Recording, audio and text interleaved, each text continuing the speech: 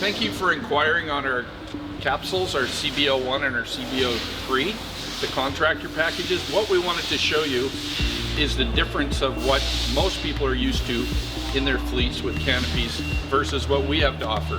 This is your standard, what we would call a DCU or a DCC canopy, aluminum skin. What you see is what you get. This sits up on the rails of the truck. This is the skirt at the back. This one happens to have a full tailgate that lifts out. These are very thin wall. They're 030 or 035 thick. Sometimes they have another skin on the inside, sometimes they don't.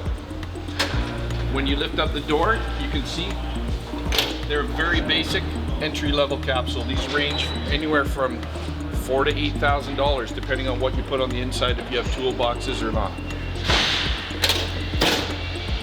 They also all have T-handles. You have to twist and lock the unit.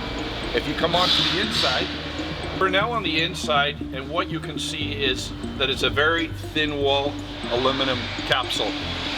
It will never seal 100%.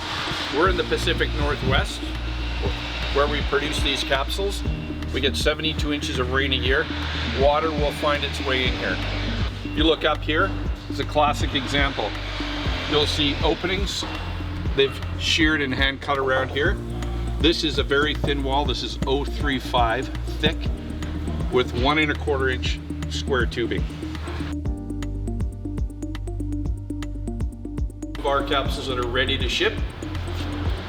As you'll see, it has a floor, walls, and a ceiling. So you can see the front end compared to what you saw with your standard DCU. There's no chance of moisture getting in. And you'll see the bottom, and you'll see the side doors.